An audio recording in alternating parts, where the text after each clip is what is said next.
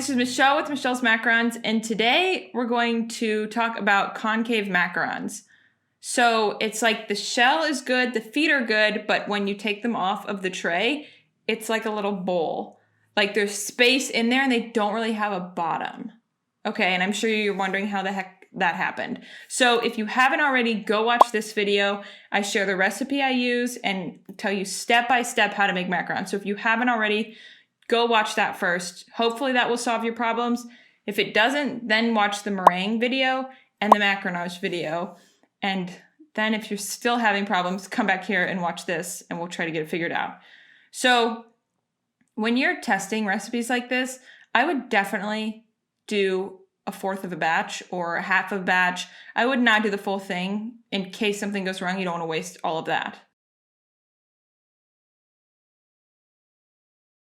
All right, so one of the reasons this could be happening is low oven temperature. Another way to tell if your oven temperature is too low is if they're sticking to the tray and if they have shorter feet. So that is those are telltale signs that you are maybe using too low of an oven temperature. So check those things. Turn it up a tiny bit, just a little bit. So don't go crazy with that, but that is something you could try. And like I've said in all my other videos, do one thing at a time. So don't do all of these tips at once.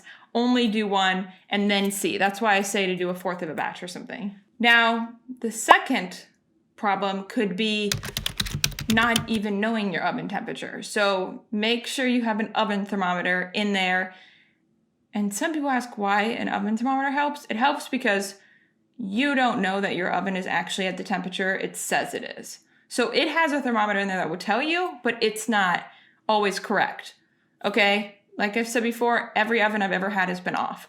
So go by what it says in the thermometer. Maybe even get a couple, put them in there, put them all in different spots and see what it's at. If you're enjoying this video and you want to see more like it, hit the subscribe button and the bell next to it to be notified whenever I come out with a new video. Okay, the third reason you could be getting those concave macarons is you're not keeping them in the oven long enough. You're not baking them long enough. This is annoying because it's hard to tell right when you take them out if they're done. You can't like look at them or push on the top like you can with cookies and cake. So some people say that you can touch them and if they budge at all, then they're not done. But that's not always a good way to tell because if you push it hard enough, they'll budge. And it can easily go over. So you could be over baking them that way. If they're sticking to the tray and they're concave, and those are some of the problems you're having, that is probably not keeping them in long enough. If they're browning and not sticking to the tray and they're still concave, then that's probably not the problem. Okay, another reason could be too much food coloring. So that could be liquid, gel, powdered, any food coloring. If you're putting too much into it, it can kind of cause those bowl-shaped macarons. So I always say don't put any food coloring in until you've perfected it. If you have problems like this, you should not be putting food coloring in yet, at least while you're testing. Keep that out until you've perfected the shell, then add a little bit of food coloring so you know what's going wrong. Okay, now another thing that could be kind of causing those concave shells is where you're putting your pan in the oven. Most ovens have maybe like 3 or 4 or so like slots to put the tray. I like to do the lower third, but that depends on where the heat is coming from in your oven. So you could try maybe putting it up a little bit, down a little bit. If the tops are browning and the bottoms aren't coming off or not cooking as much, you're probably too close to the heat source. If the bottoms are browning and the tops aren't, and they're like hollow, that could be too close to the lower heat source. So you got to see where your heat's coming from and kind of adjust accordingly.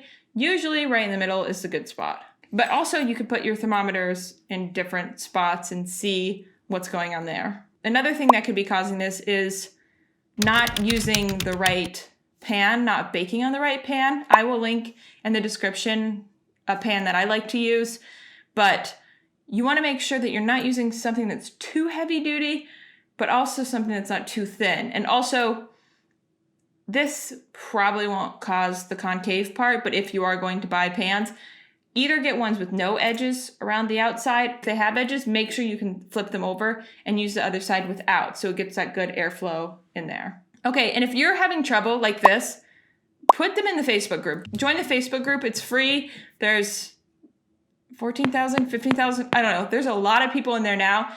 Macaron bakers that will help you out. Just put your picture in there. Try to put what recipe you use and all the details you can. You'll think you're crazy with all the details you're putting in there, but do it anyway because we're all crazy in there.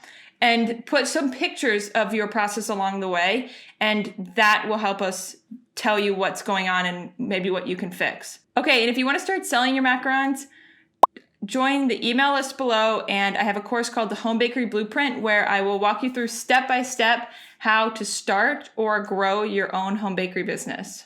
If you'd like, you can follow me on Facebook and Instagram, and I'll put those links in the description below. Okay, check out these other macaron videos. Okay, love you, bye.